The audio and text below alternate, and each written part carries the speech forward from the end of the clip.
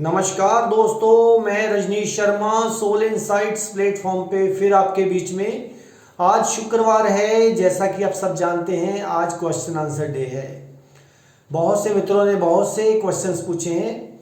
सबसे पहले मैं क्वेश्चन लेता हूं दीपिका भारद्वाज जी का, जिन्होंने इंग्लैंड से पूछा है। उन्होंने पूछा है कि शांत कैसे रहा जाए। पहले तो ये पूछा है कि शांत कैसे रहा जाए, साथ ही उसके ये भी पूछा है कि शांत अगर हम नहीं होते, अगर हम अशांत होते हैं तो क्या उनका प्लैनेट्स के ऊपर, हमारे ग्रहों के ऊपर बैड इफेक्ट पड़ता है। सबसे पहले मैं आपको ये बता दूं कि शांत कैसे रहा जाए।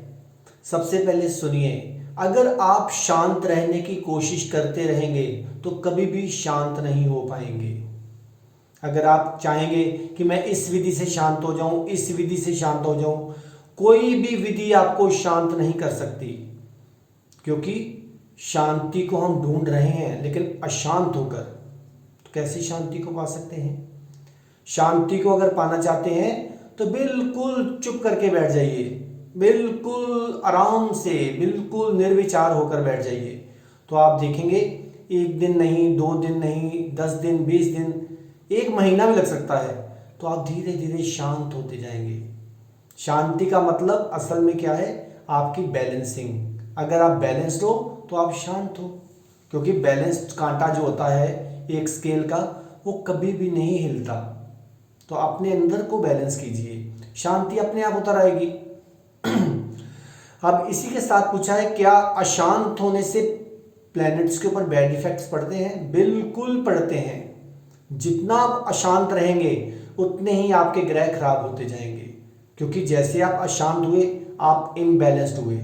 क्योंकि जो बैड इफेक्ट्स हैं प्लैनेट्स के, जो मेलिफिक एस्पेक्ट्स हैं प्लैनेट्स की, सब ग्रहों की बुरी दृष्टि भी है, शुभ दृष्टि भी है। जब आप बिल्कुल शांत होते हैं तो आपके ऊपर हमेशा हर प्लैनेट की पॉजिटिव एनर्जी ही पड़ती है।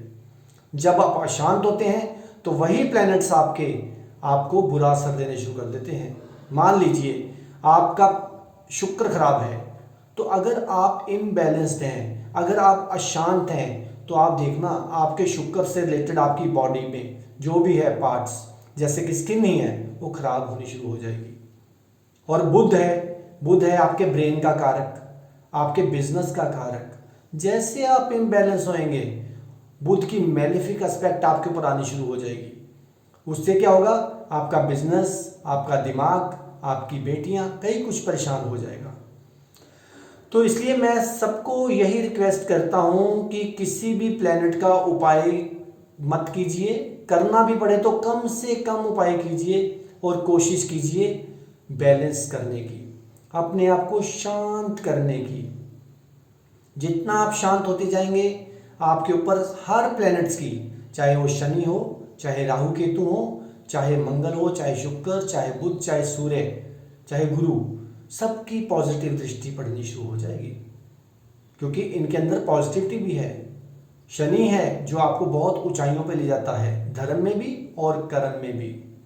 तो इसलिए हम अपनी ही अशांति की वजह से आज तक सब ग्रहों की मेलिफिक एस्पेक्ट को और उनके बुरे असर को भोगते आ रहे हैं। तो उसका फायदा कौन ले रहा है? वो लोग जो ज्योतिष के नाम से आपको एक्सप्लॉइट कर रहे हैं, जो आपको डराकर आपसे पैसे खींच रहे हैं। तो इसलिए सबसे बढ़िया उपाय है, अपने आप को शांत कीजिए और हर ग्रह की शुभता का फायदा लीजिए। अब एक और मित्र ने पूछा है कि क्रोध के विषय में, लोभ के विषय में बताइए। भैया पहले तो ये सुन लीजिए, जो विषय शब्द है वो कैसे बना है। विषय शब्द बना है विष से, और विष का मतलब क्या होता है? विष का मतलब होता है जहर। अगर आप क्रोध कर रहे हैं, अगर आप लोभ कर रहे हैं, जेलसी कर रहे हैं, किसी की निंदा चुगली कर रहे हैं, तो आप याद रखिए आप जहर खा रहे हैं। किसी के विषय में बात करते हैं, अरे वो ऐसा है, उसके विषय में बताइए वो कैसा है, तो आप समझ लीजिए आप अपने अंदर जहर लेके जा रहे हैं। और जहर क्या करेगा? आपकी बॉडी को धीरे धीरे धीरे धीरे खाता जाएगा। तो इसलिए किसी भी विषय को अगर डिस्कस करना पड़े तो किसी के भी पॉजिटिव पॉइंट डिस्कस कीजिए, क्योंकि विष जो जहर है वो अमृत भी बन सकता है। ये आपके ऊपर निर्भर करता है कि आप विष खाते हैं, आप जहर खाते हैं कि अमृत खाते हैं, क्योंकि वही जहर है जिससे आप किसी को जिंदा रखने के लिए मेडिसिन भी तैयार करके दे सकते हो। इसलिए किसी भी विषय के बारे में मत सोचिए, किसी के बारे में गलत मत बोलिए, क्योंकि वो भी विषय है, विषय का मतलब ही जहर है। अब एक और मित्र ने बहुत ही अच्छा सवाल पूछा है कि हमें बताइए कि आप कहते हैं गुरु की शरण में या संत की शरण में जाएं, तो कैसे संत या कैसे गुरु को पहचाना जाए या कैसे ढूंढा जाए। अब देखिए, हम कैसे ढूंढ सकते हैं? अगर हम खुद तैयार हैं तो गुरु अपने आप ही आपके सामने आ जाएगा, संत आपके सामने अपने आप ही आ जाएगा। अब देखिए, हमारे संसार की रीति देखिए, इंसान जब मरता है, क्या पता जिस संत की तलाश में हैं आप, वो आपके पड़ोस में ही बैठा हो, आप उसे पहचान ना पा रहे हो। वो कारपेंटर का काम करता हो, वो मीट बेचने का काम करता हो, ये कुछ नहीं कहा जा सकता कि वो किस हद तक एनलाइटेंड है। अब संसार की रीत देखिए, हम जब बंदा मर जाता है तो मरे हुए बंदे की हड्डियों को हम फूल कहते हैं, लेकिन वो जब जिंदा था तब उसको कभी किसी ने फूल नहीं कहा। कहा किसने? कभी नहीं कहा। और हमारी रीत क्या है, हम हर इंसान को मरने के बाद ही पहचानते हैं, अरे ये व्यक्ति ऐसा था, ये व्यक्ति ऐसा था। तो मेरी तो आपको एक ही रिक्वेस्ट है, एक ही सजेशन है कि अपने आस पड़ोस क्या, अगर आप अंदर से पॉजिटिव हैं, अगर आप अंदर से बिल्कुल जागे हुए हैं, तो आपको अपने आप गुरु या संत अपने आप ही मिल जाएंगे। तो जिंदा बंदे को फूल समझिए, उसकी खुशबू लीजिए, ना कि उसकी दुर्गंध लीजिए। मरने के बाद फूल कहने का कोई फायदा नहीं है मेरे हिसाब से। अब एक और मित्र ने पूछा है कि आप गीत गाने बड़े गाते हैं, देखा गया कि आप हर रोज हर हफ्ते एक गाना डालते हैं, फेसबुक पे मैंने देखा था।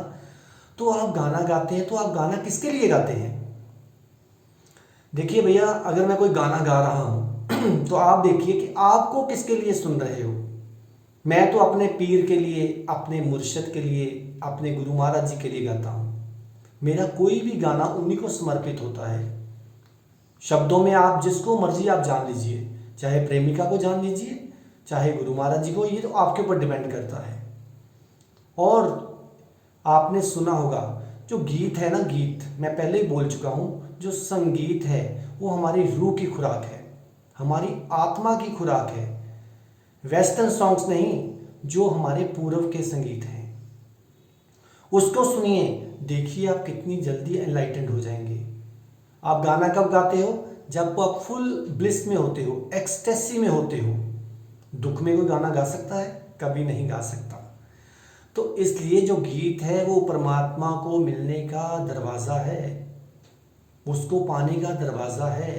क्योंकि जब आप ब्लिस में होते हैं तब आपके अंदर कोई विचार नहीं होता, जब आप गाना गाते हैं तब आपके अंदर कोई विचार नहीं होता।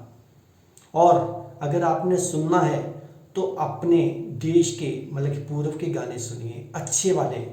अगर आप वेस्टर्न सॉन्ग सुनते हैं, या वेस्टर्न सॉन्ग नहीं, मैं कहता हूँ कि कोई भी ऐसे ऐसे जो मन को भड़काने वाले गाने सुनते हैं, चाहे वो हमारे देश के भी क्यों ना हो, तो उससे आपके अंदर वासनाएं जागेंगी, परमात्मा की भक्ति कभी नहीं जागेगी।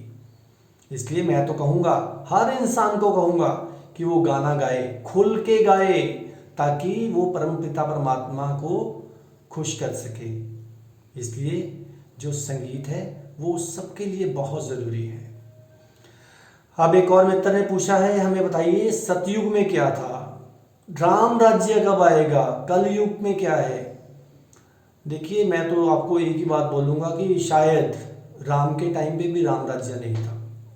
राम राज्य कब आता है? जब आप अंदर से शांत होते हैं, जब अंदर से जागे होते हैं। सतयुग का मतलब क्या था? सतयुग का मतलब था कि लोग ज़्यादा जागे हुए थे, ज़्यादा होश में थे, तो वो था सतयुग। अब कलयुग में क्या है? मशीनी युग। हर व्यक्ति, जिसके आप चेहरे पे मर्जी देखिए, दुख की रेखाएं आपको दिखेंगी, वो सोया सोया चल रहा है। तो जितना आप जागेंगे वही सतयुग है, जितना आप सोएंगे वही कलयुग है। तो इसलिए हर इंसान के अंदर राम बनने की ताकत है। अगर वो होश में है तो वो राम है, अगर बेहोशी में है तो राम का उलट क्या है, वो मरा हुआ है। अपने आप को देख लीजिए, आप दिन में कितनी बार मरते हैं। अगर आप 80 टाइम 80 बार मरते हैं और 20 बार राम को याद करते हैं तो समझ लीजिए आपका आने वाला टाइम बहुत ही खराब हो जाएगा। रोते रहो, जेलसी करते रहो, कल्पते रहो तो आप मरा में हैं। अगर आप होश में हैं, सबके लिए पॉजिटिव सोच रहे हैं, सबके अंदर अच्छी अच्छी बातें देख रहे हैं तो आप राम में हैं। अब एक और सवाल है, किसी ने पूछा है बुद्धि और प्रतिभा में क्या फर्क है, इंटेलिजेंट एंड इंटेलिजेंस में क्या फर्क है। अब देखिए, जो बुद्धि है, बुद्धि कहाँ से आती है? बुद्धि आती है किताबों से, पढ़ने से, किसी को सुनने से। वो हमारी बुद्धि का रूप, जैसे कि यूनिवर्सिटीज, कॉलेज, स्कूल्स, ये हमें बुद्धि देते हैं, हमारी मेमोरी बढ़ाते हैं और कुछ नहीं करते। आप देख लीजिए, मेमोरी का टेस्ट हो रहा है और कुछ नहीं हो रहा। और इंटेलिजेंस, जिसको प्रतिभा बोलते हैं, वो है स्पॉन्टेनिटी, वो है सहजता। आपके अंदर जो अचानक अनुभव उतरता है वो है इंटेलिजेंस। तो मैं तो हर एक बंदे को, हर पेरेंट्स को ये सलाह देता हूँ कि अपने बच्चे को इंटेलिजेंट मत बनाइए, उसकी इंटेलिजेंस जागने दीजिए। बिल्कुल उसको प्रेशराइज मत कीजिए कि तू डॉक्टर बन, तू इंजीनियर बन, तू आईएएस बन, तू ये बन, तू वो बन। नहीं, उसकी प्रतिभा देखिए, उसकी इंटेलिजेंस क्या कहती है। तो अगर सारा संसार इंटेलिजेंस में उतर जाए तो मेरे ख्याल से बहुत कुछ सही हो जाएगा। क्योंकि जो बुद्धि है वो किताबी है, जो इंटेलिजेंस, जिसको प्रतिभा भी बोलते हैं और ज्ञान भी बोलते हैं, तो ज्ञान हमेशा होश में होता है। याद रखिएगा, जो स्पॉन्टेनिटी है वो हमेशा होश में होती है। तो जो क्या है, बुद्धि है, वो किताबी बातें हैं। उससे तो आपकी मेमोरी का टेस्ट होगा कि सिकंदर ने पोरस को कितनी बार हराया, फलाने का मकबरा कहाँ पे है, औरंगजेब की कब्र कहाँ पे है। ये तो मेमोरी के टेस्ट है, उससे कोई आपकी प्रतिभा नहीं जागेगी। तो इसलिए इन्हीं मेरे क्वेश्चन आंसर के साथ अपनी प्रतिभा को बढ़ाइए। ये क्वेश्चन आंसर से शायद आपके अंदर एक आंसर मेरा सुनने के बाद सैकड़ों आंसर उतरे, वो प्रतिभा होगी। एक से लड़ीवार और जोड़ते जाइए तो परमात्मा आपके ऊपर इंटेलिजेंस या प्रतिभा बरसाएगा। तो इसलिए प्रतिभा में रहिए, बुद्धि में नहीं। तो बहुत से सवाल हैं, अगली बार उन सवालों का भी जवाब दूंगा। तब तक आप मेरे चैनल को सब्सक्राइब करते रहिए, सोल इनसाइट्स _RV रजनीश। तब तक आप खुश रहिए, आबाद रहिए, जिंदाबाद रहिए। नमस्कार।